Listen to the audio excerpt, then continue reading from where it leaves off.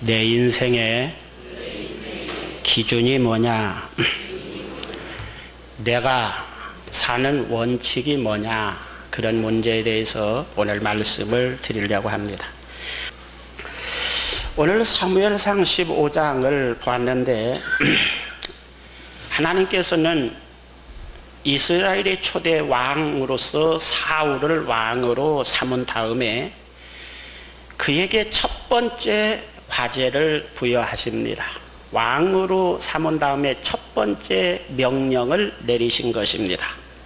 그 명령은 뭐냐면은 아말렉을 진멸하라고 하는 명령입니다.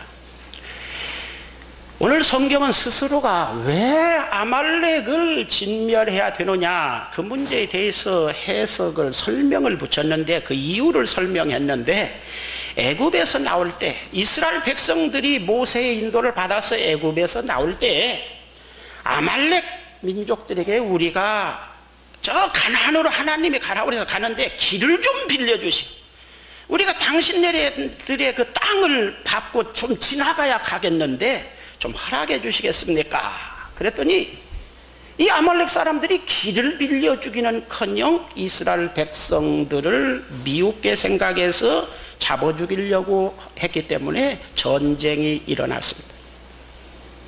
이 아말렉 전쟁은 얼마나 치열했는지 여러분이 기억하는 것처럼 출애굽기 17장 15절 보면은 여호와 니시라고 하는 용어가 나옵니다. 이 사건에서 모세가 손을 번쩍 들고 기도하면 이스라엘이 이기고 모세 손이 피곤해서 내려오면 아말렉이 이겼다. 일진일퇴의 치열한 전쟁입니다. 이 전쟁을 이긴 다음에 하나님 앞에 제단을 쌓고 우리가 이긴 것이 아니고 하나님께서 이기게 해주셨습니다. 그래서 여호와 니시의 그 단 제단을 쌓고 여호와 니시라고 이름을 불렀다. 그런 것은 다시 말하면 이 전쟁이 얼마나 치열했는가를 알게 합니다. 전쟁이 치열하다는 것은 다시 말하면 뭐 장난 전쟁 놀이가 아닙니다. 많은 사람이 죽었다고 하는 의미를 가지고 있는 겁니다. 많은 사람이 죽고 부상당하고 가난의 행군길이 늦춰졌다. 그런 의미를 가지고 있어요. 그런데 이 출애굽 때에 싸운 그 연대를 보니까 기원전 1450년경의 일입니다. 그런데 사울에게 이 명령을 하달한 이때 연대는 언제냐면 기원전 1020년의 사건입니다. 그러니까 쉽게 말하면 430년 전의 일입니다. 더 쉽게 말하면 지금 우리가 서 있는 데서 저 세종대왕 때 일어난 일이에요. 세종대왕 때 그때 일어난 일을 사람들은 다 잃어버렸어요. 사무엘도 잃어버리고 뭐 사울도 잃어버리고 다 잃어버렸어요. 여러분 조상 때 430년 전에 뭐 무슨 일이 일어났는지 생각하는 사람 있어요? 다 잃어버리고 생각도 안 나는데 하나님은 이스라엘의 초대 왕 사울 딱 세워놓고 첫 번째 과제가 딱 꺼내는 문제가 430년 전에 저 아말렉 저 자식들이 너희들의 조상 내가 가나안에 들어가서 신정 국가를 만들려고 참 계획하고 시도하고 너희들을 끌어올 때에 그 길을 좀 빌려달라고 그러는데 그걸 안 빌려주고 너희들을 그렇게 많이 죽게 만든 저놈들.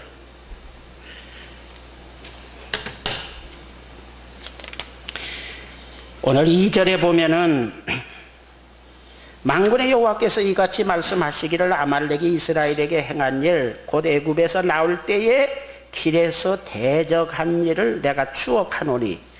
우리 여기에서 추억하다 이 바카드라고 하는 히브리어는 마음속으로 암산한다 그런 말입니다.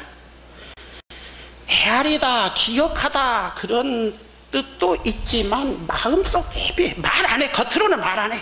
입을 딱 다물고 눈을 질끈 감고 있으니까 저 사람 속이 10길 물속은 알아도 한 길 사람 마음속은 모른다. 그런데 정말 하나님의 마음속을 어떻게 알겠어요?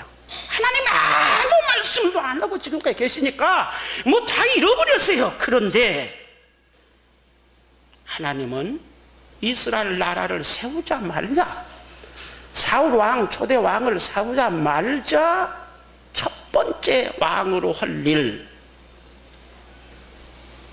하나님이 430년 동안이나 마음속으로 벼르고 계셨다, 그런 뜻이죠. 이 말은 추억한다, 이 말은 마음속으로 벼르고 계셨다. 그래서 사울 왕은 정말 하나님의 적극적인 후원으로 나가서 싸워서 이겼습니다.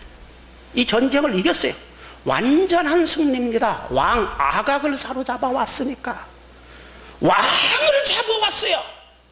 이말 100% 완전한 승리입니다. 전부 다 죽였어요. 하나님은 명령하실 때 남녀노소 어린아이 젖먹이까지 다 죽이고 우양의 새끼까지 뭐 소나 양이나 뭐든 전부 다 죽이라고 명령하셨어요. 그런데 이 사울이 사람은 다 죽였어요. 그런데 병들고 값어치 없는 우양은 다 죽였습니다. 그런데 살찌고 값 있는 것은 가만히 죽이려고 하니까 이거 아깝잖아요. 여러분, 전쟁을 하려면 아무리 하나님이 후원하셔서 이겼지만 전쟁을 하려면 많은 사람이 죽고 전쟁 비용이 얼마나 많이 드는데요. 저는 그 전에 저기 화전민촌에서 조금 지내면서 그 옆에 포사격장이 있는데요, 대포를 꽁꽁 쏘는 사격장이 있습니다. 그런데요, 8인치 포 알 한 명이가 쌀 뭐 3가마니 4가마니 값이라. 그런데 하루에 그냥 수백 발씩 뻥뻥 쏘는데 하루에 수백 가마니 쌀을 거기다 퍼붓는 겁니다. 저는 월남전에 가서 월남전할 때요, 이 융단 폭격하면 그냥 막 퍼붓고 그냥 쫙쫙 아주 이 밭구랑에 종자 뿌리듯이 포탄을 뿌리고 지나가는 겁니다. 그리고 그 전부 다 돈을 쌀로 말아 몇 가마니짜리야 이렇게 그냥 쏟아 부은 겁니다. 전쟁이라는 것은 옛날이나 지금이나 전쟁 비용이 엄청나게 듭니다. 그런데 이 전쟁을 하나님이 명령을 하셨지만 우리가 가서 그냥 생명 걸고 싸워가지고 많은 비용을 들여서 이겼으니까, 옛날에는 지금 목축업으로는 지금 이 중동에서 소나 양이나 이것이 노획물이고 재산이고 돈입니다. 우리가 그런 많은 비용을 들여가지고 전쟁을 했으니까, 이겼으니까 그거 갖다가 전쟁 비용도 대신 쓰고 거기 가서 싸운 사람들, 군인들에게 위로금도 주고 뭐 좀 그래야 될 건데, 하나님이 무슨 권리로 말이지 싸우라고 명령만 하시고 싸우고 생명 걸고 싸우고 물질을 든 걸 우리 돈이 다 들었는데 노획물을 왜 갖지 말라고 그러냐. 경제 논리가 거기에서 통한 겁니다. 그래서 병든 거, 값없는 걸 주겠다는 것은 신용만 내고, 죽이는 신용만 내고 살지고 귀하고 값 있는 것은 전부 다 끌어왔다. 사람의 생각, 요즘 말로 말하면 경제 원리로 생각을 한 것입니다. 자, 사람들은 지금 이 전쟁을 볼 때 백성들은 사울이 완전한 승리했다고 사울 만세를 부릅니다. 누가 봐도 주변 모든 나라 사람들이 볼 때에, 이야, 사울이라고 하는 사람 왕 되더니 정말로 대단한 사람이구나, 정말 보통 사람 아니네. 모세도 감당하지 못하던 그 아말렉을 그냥 이겼으니까 모세보다도 어떻게 보면 더 위대한 사람이 아닌가, 뭐 이럴 정도로 백성의 각광을 받으면서 지금 등장한 이 사울. 오늘 19절 23절에 가서 보면 그 사건 때문에 하나님께서 사울을 버렸다는 겁니다. 내가 왜 양새끼, 소새끼까지 전부 다 짐승 다 죽이라고 하는데 너 왜 그걸 끌고 왔냐. 그랬더니 사울 왕은 하나님께 번제 드릴 때 제물이 필요하기 때문에, 우리가 키운 제물도 물론 귀하지만 저 적국에 가서 끌어온 그 제물 하나님 제단에 바치면 얼마나 하나님이 더 기뻐하실까. 둘러대기는 잘 둘러댑니다. 요즘 신자들 둘러대듯이 잘 둘러대요. 그럴듯하잖아요. 그 둘러대는 말에는 하자가 없어요. 정말로 그럴듯합니다. 하나님 외에는 사람이 들을 때는 정말 그럴듯합니다. 그랬더니 하나님이 하시는, 사무엘 선지자에게 하신 말은 뭐냐? 하나님께서 예배드리는 번제, 헌금, 예배 드리는 거, 제단사고 제물 드리고 제사 드리고 번제 드리고 헌금 많이 드리고 이것보다 하나님 말씀을 곧이곧대로 순종하는 것을 하나님은 기뻐하십니다. 예배나 헌금보다 순종하는 것을 하나님은 더 기뻐하신단 말이에요. 당신이 불순종하는 것은 사신 우상에게 절하는 죄하고 똑같은 겁니다. 당신이 지금 번제를 드리고 예배를 드려도 하나님 말씀에 불순종하는 것은 하나님보다 당신 자신이 하나님보다 더 큰 권세를 가지고 당신을 쥐락펴락과 조종하고 있기 때문에 당신이 하나님이고 당신은 우상 숭배를 하고 있는 것입니다. 그런 말로 지금 대답합니다. 당신이 하나님 말씀을 버렸기 때문에 하나님도 당신을 버려버렸습니다. 왕된 지 얼마 안 돼. 첫 번째 과업을 성공적으로 수행했어. 백성들은 다 영웅처럼 생각해. 주변 모든 나라들도 눈이 막 둥그름해져 가지고, 와, 우리가 일본하고 중국하고 싸워서 그냥 완전한 승리를 했다고 해보십시오. 그 왕도 대단하지만 주변 나라들이 얼마나 깜짝 놀랐겠어요. 와, 입을 딱 벌리고 대단하게 존경하는데 하나님은 버렸다는 겁니다. 버린 이유가 뭐냐면 내 말씀, 하나님의 말씀을 버렸기 때문에 하나님도 버렸다. 한번 따라서 합시다. 하나님 말씀을 버리면 하나님도 나를 버린다. 하나님의 말씀을 버렸기 때문에 왕의 자리에서 끌어내린다. 그래서 16장에서 다윗을 기름 부어 왕으로 세웁니다. 하나님의 말씀을 버렸기 때문에 필경은 그 다음에 블레셋과 전쟁이 일어나가지고 도망가다가 그냥 활에 맞았는데 자기가 너무나 고통스럽고 스스로 죽지 못해서 부하에게 나 좀 죽여달라고 하니까 어이구 기름 부어 세운 하나님의 종을 어떻게 왕을 죽입니까? 그래서 고통하다 자기 칼로 자살합니다. 길보아 전투에서 그 아들도 가문이 전부 다 멸종해버립니다. 오늘날 시간에 말씀과 신앙의 기준,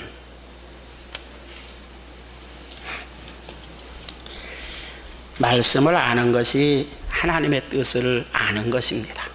믿습니까? 말씀은 사람의 말을 기준하는 게 아닙니다. 해설자의 말을 기준하는 게 아니고, 여러분이 성경을 모를 때, 옛날에는 대다수의 사람들이 글을 몰랐어요. 우리나라도 옛날에 지금부터 몇십 년 전만 해도 글을 몰랐잖아. 그러니까 성경을 모르니까 해설자가 정말 필요했습니다. 그러나 이 시대는 성경을 여러분이 글도 다 알고 성경도 엄청나게 많이 보급됐어요. 여러분 지금부터 200년 전에 영국 같은 데서는 이 가로가 1m 한 20, 세로가 70cm 되는 성경, 요즘 돈으로 말하면 2억, 3억 정도 가서 한 안산시에 그 성경 하나 있으면 동네 사람들이 그냥 달걀 한 꾸러미 가져가고, 우리 강아지 낳는데 강아지 한 마리 가져와서 그 좀 성경 좀 그거 좀 읽는데 나도 좀 옆에 좀 앉았다 옵시다. 그래가지고 그 동네에서 뽑힌 글 잘 읽는 사람이 성경 읽으면은 거기서 듣고 아멘 아멘 하고 아이고 고맙습니다. 그리고 달걀 한 꾸러미 주고 왔었어요. 지금부터 200년 전만 해도. 그런 때에 말이지, 이 성경 말씀 우리가 읽어도 뭐 그냥 성경 태경수가 읽지도 못하고 뭐 우리가 무식하니까 성경을 있어도 읽지 못했지만, 지금은요 대한민국의 평균 학력이 지금 어느 정도 됩니까? 요즘 여기 있는 요즘 젊은 사람들 대학교 뭐 전문대라도 안 졸업한 사람 어디 있어요? 이제는 설교자의 해석이 중요한 것이 아니라 여러분 눈으로 성경을 보란 말이에요. 그리고 여러분 상식 가지고 성경을 보시고 성경 해석을 하는 사람 설교를 참고하십시오. 이 시대는 아무도 믿지 말라요.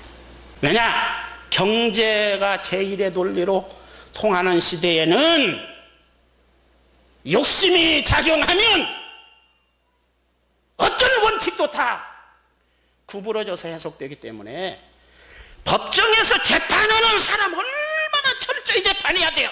그러나 돈보따리가 뒷구멍으로 들어가면 재판하는 판사도 법 해석을 엉터리로 해서 판결을 굽게 만든다 이 말이에요. 그보다 성경 해석하는 사람이 더 양심적이고 더 수준 높은 성경 해석을 하고 있는가, 이런 문제는 여러분이 생각해 볼 여지가 있어요.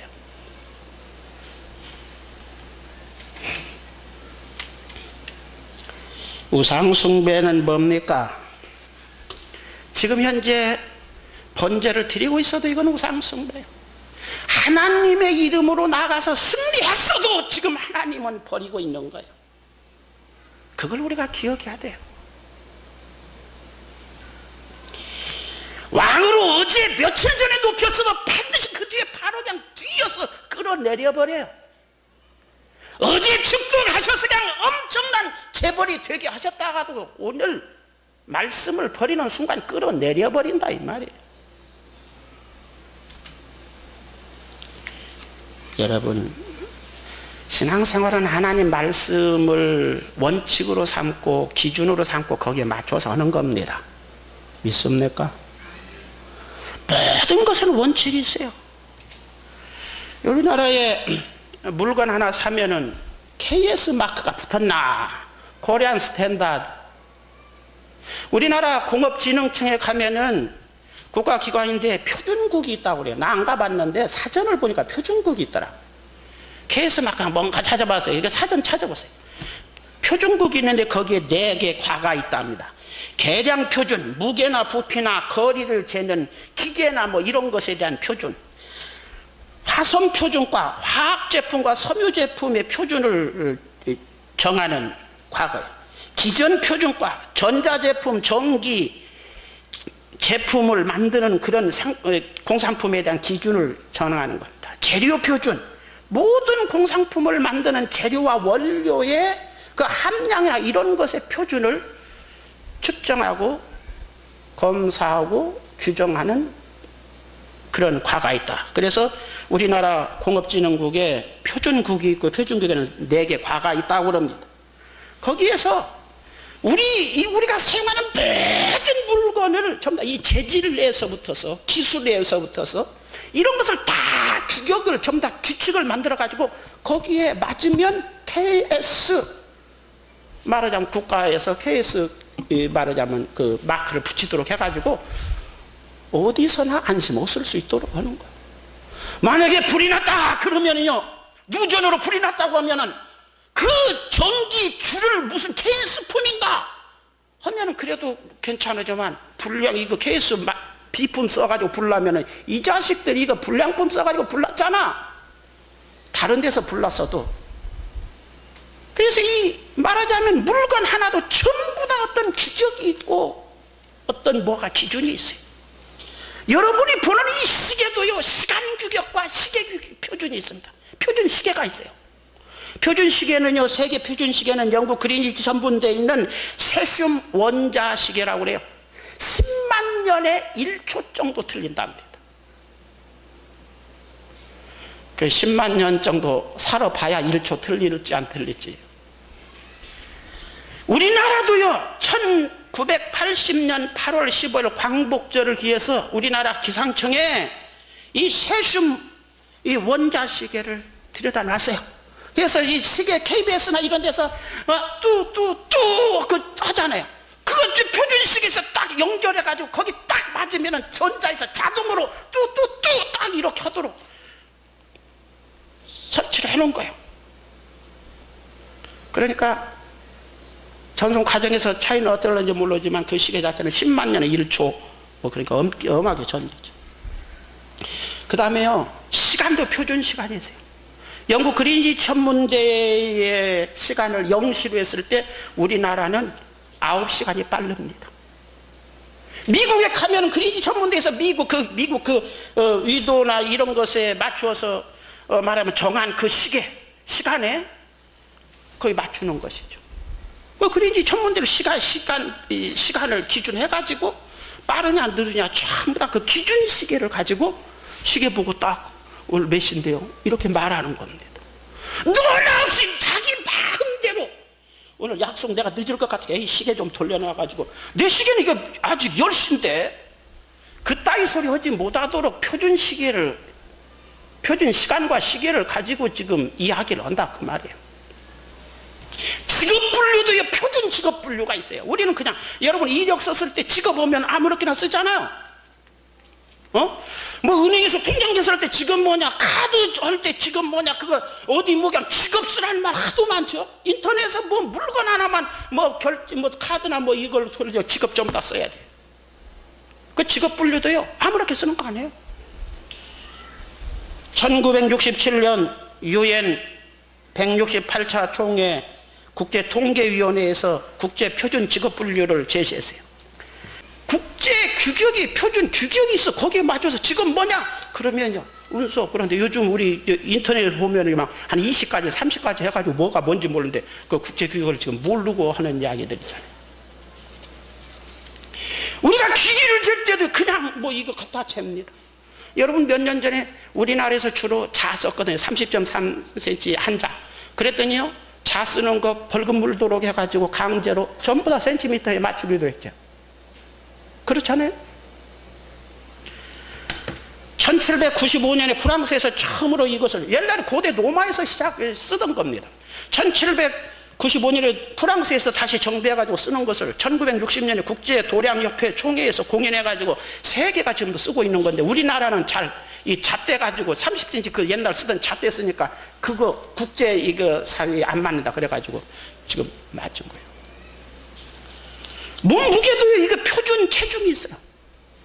표준 체중 미국 메트로폴리탄 생명보험회사가 1942년에 25살 이상 된 사람은 몸무게와 생명과 병과의 밀접한 관계가 있다. 그래서 25살 먹은 사람은요 체중을 밀접하게 생명보험사에서 보험회사에서 아주 신경 씁니다. 그래가지고 1960년대에 만들어낸 체중 환산표에 의해서 세계 모든 생명보험회사는 이거 적용해가지고 몸무게 이거 건강 체크해서 가입 받느냐 안 받느냐 요율 적용하는 겁니다. 월드컵 경기 축구 경기할 때 그냥 막 공 뻥뻥 차는 것 같지만요 공 들어갔는데도 노골 들어갔는데 왜 저 자식 심판처가 엉터리 아니야? 그런데 심판은요 뭐 옵사이드라든가 뭐 이런 거 해가지고 노골이라고 하잖아요. 우리는 볼 때 그거 분명히 들어가는데 왜 그래? 저 사람 뭐 먹은 거 아니야? 아니에요. 규정이 있다 이거예요. 그럼 되는 대로 살지 왜 이런 규정을 만들어가지고 귀찮게 자꾸 하냐 이겁니다.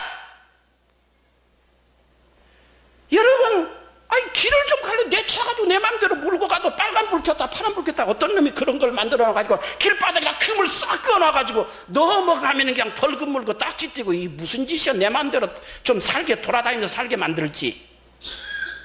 그럽니까?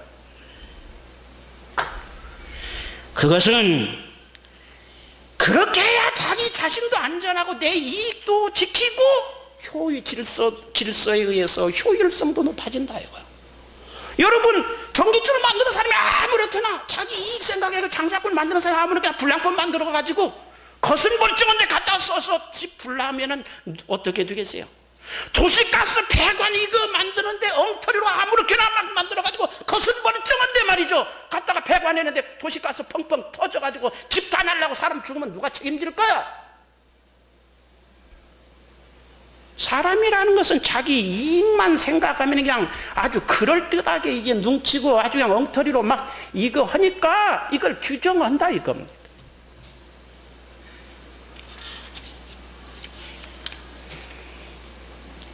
그럼 하나님의 말씀은 뭡니까? 설교는 뭐의 통제를 받아요?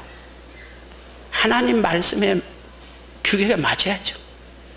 그리고 하나님의 그 말씀은 우리 인생을 어떻게 살고 어떤 생각하고 무엇을 하며 살아야 될까 그런 것들에 대해서 기준과 원칙을 제시하는 것이 하나님의 말씀입니다. 믿습니까? 여러분 성경을 구약과 신약이라고 그러잖아요. 약이란 말은 약속이란 말이에요. 하나님과 우리 사이 약속이에요. 여러분, 규정과 규칙이라는 것은 다 사람 사이의 약속입니다. 뭐 신호등도 빨간불 켜지면 안 가고 파란불 켜져야 간다. 그 다 약속이에요. 내가 목이 지금 타가지고 물을 한 그릇 딱 내가 떠다가 이렇게 마시려도요, 사람이 대여섯 사람 있으면 내가 목이 타서 내가 물을 떠다 마셔도 내 마음대로 못 마십니다. 거기에 머리가 하얗고 수염이 이렇게 나신 분이 계시면은 물을 내가 목이 가려서 물을 떠봤어도 괜히 눈치 보이잖아요. 어르신네, 물 찬물도 위아래가 있다는데 물을 드시겠습니까? 만약에 그런 과정을 겪지 않고 내가 그냥 마시면, 내가 목 말라서 내가 물 떠다 내가 마시는데 누가 시비야 그러면은 마실 수는 있지만 그 사람의 품질이 떨어지는 겁니다. 가치가 떨어지고 평가절하되는 거예요.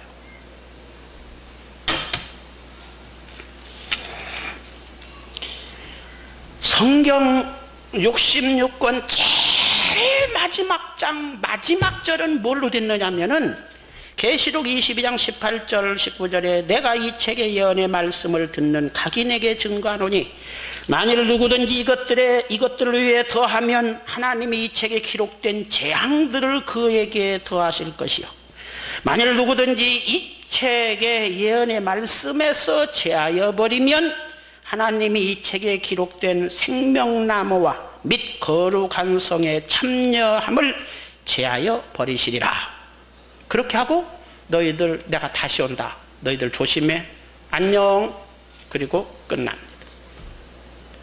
성경 말씀의 마지막 말은 더거나 빼면 죽여버린다, 더거나 빼면 그놈이 바로 지옥 갈 놈이다, 그렇게 말씀하고 성경을 끝나는 거예요.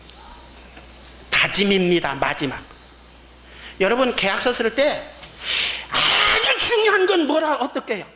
그 글씨가 조그마하게 계약서면 다시 큰 글씨로 이것은 이렇게 하기로 했음, 그리고 거기다가 도장 하나 더 찍는 거 있잖아. 성경 말씀 더하거나 빼면 죽여버린다, 그것은 성경에 다시 강조하고 도장 하나 뻥 찍은 것이다. 그만큼 중요한 거예요. 믿습니까? 교회 그냥 다니는 거 아니에요.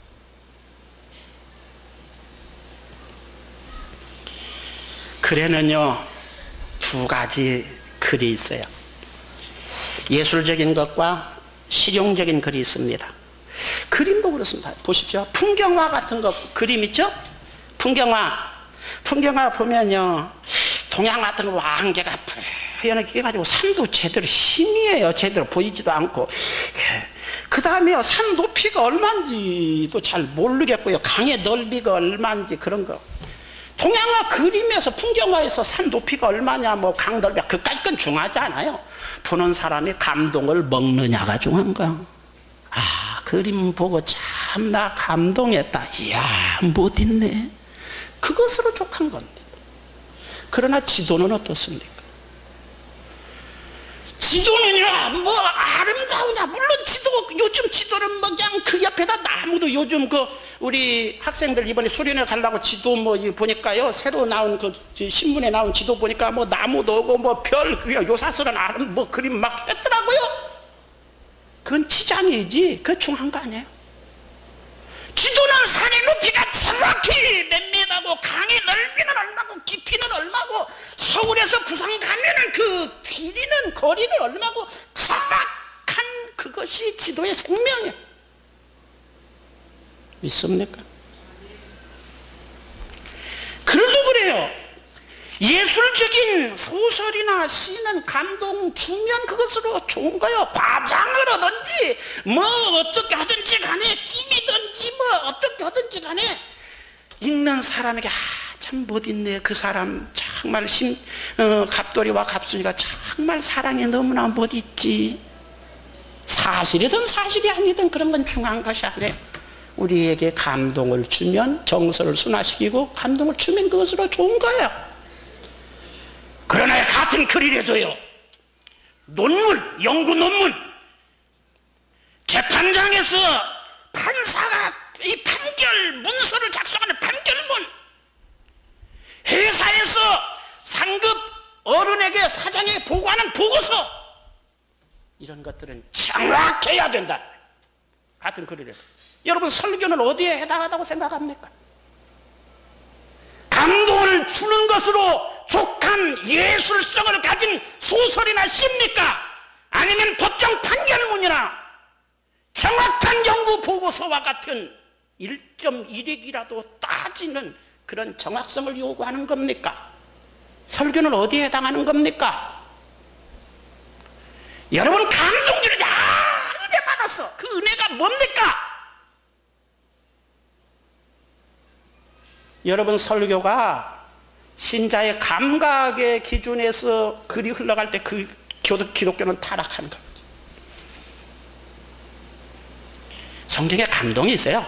하나님의 말씀 자체가 감동이, 예수님을 보내주셨다는 그 자체가 감동적인 거지. 인간이 막 말씀을 바꿔가지고 감동을 주게 하려고 하는 건 이미 기독교는 타락한 거예요.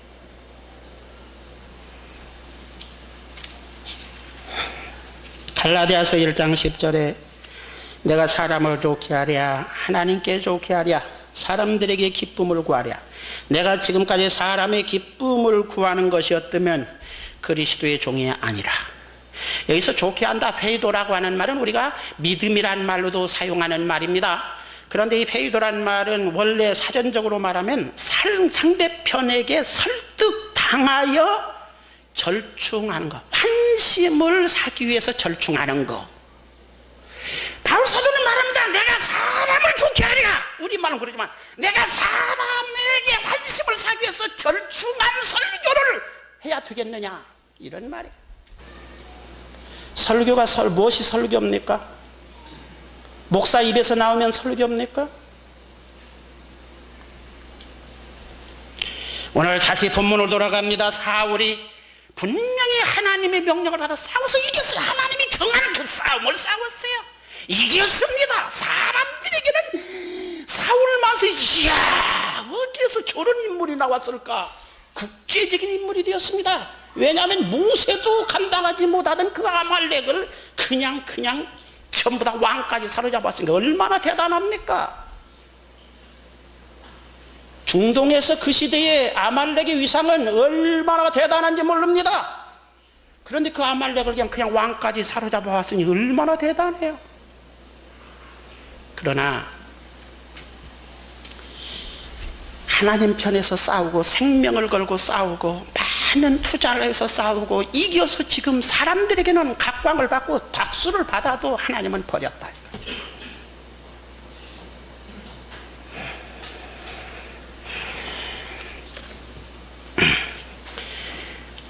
23절을 한번 확인하고 말씀을 마칩니다.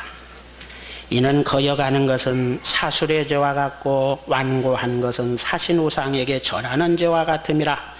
왕이 여호와의 말씀을 버렸으므로 여호와께서도 왕을 버려 왕이 되지 못하게 하셨나이다. 아멘. 속담에 이런 것이죠. 노마에 가면 노마의 법을 따라라. 한번 따라서 합시다. 노마에 가면 노마의 법을 따라라. 하나님을 믿으려면 하나님의 법을 따라라. 믿습니까? 우리가 하나님의 말씀을 버리면 하나님도 우리를 버립니다. 하나님의 말씀을 버리지 않는 것이 내가 오래 왕이 되는 겁니다. 왕이 되었다는 게 뭡니까? 모든 종합적인 총체적인 최고의 축복을 받았다는 말이 아닙니까? 왕이 되었다면 어때요? 그 이상 어떻게 더 큰 복을 받아요? 뭐든지 내가 가질 수 있는 내 마음대로. 옛날 왕정시대의 이 왕은 정말 대단한 사람, 왕이 되었다. 최고의 축복을 받은 사람이. 그랬어도 말씀을 보니까 그 다음 날 이 새끼 너는 끌어내려야 되겠어. 하나님이 끌어내리는 작업에 들어가시는 겁니다. 다시 말하면 하나님이 주신 복을 오래오래 유지하는 비결이 뭐냐? 말씀을 지키는 거예요. 그것이 축복 이미 받았다면 오래오래 유지하는 거예요. 앞으로 축복을 받는 비결이 뭐냐? 하나님 말씀을 알고 거기에 맞춰서 생각하고 사는 거예요. 믿습니까? 그 방법뿐인 없어요. 말씀을 고치지 마세요. 누구 말 들을 거 없어요. 여러분 이제 이 시대는 여러분들이 다 성경을 알만한 수준이에요. 나는 평신도들 또요, 장로 뭐 집사 정도 되면요, 저 주석 갖다 봐야 된다고 생각해요. 이제 아무도 믿지 마세요. 그래도요, 주석 지금부터 200년 전 100년 전에 쓰여진 요즘 쓴 주석 말고요, 믿음을 위해서 그냥 왕관도 버리고 믿음을 위해서 저 인디안 저 미개한 나라 가서 전기 없고 냉장고 없어서 나 거기서라도 믿음 지키고 살려고는 그런 청교도적인 그런 순수한 신앙을 가진 사람들이 쓴 책을 읽어보세요. 신앙이 뭔가를 여러분이 알게 될 거예요. 하늘나라 가고 싶습니까? 구원받고 싶습니까? 하나님의 말씀을 아세요. 이제 여러분이 다 책이 요즘 너무나 좋은 책이 많이 있어요. 서점에 가서 뭐 2, 30만 원 좀, 아니야, 2, 30만 원 CD 같은 건요, 제가 요즘 CD를 많이 삽니다. 엊그제도 한 5, 60만 원치 CD 샀는데요, CD 한 장 이거 하나에 옛날에 80만 원짜리 책이 3만 7천 원짜리 CD 안에 다 들었어요. 그거 읽어보세요. 목사 설교가 얼마나 거기에 안 맞는가를 알게 될 거니까. 성경 해석이 안 맞는데, 우리가 구교에서 종교개혁할 때 성경 해석이 안 맞는다고 그래서 했는데, 이게 지금 개신교가 지금 그 지경에 지금 이루고 만 거예요.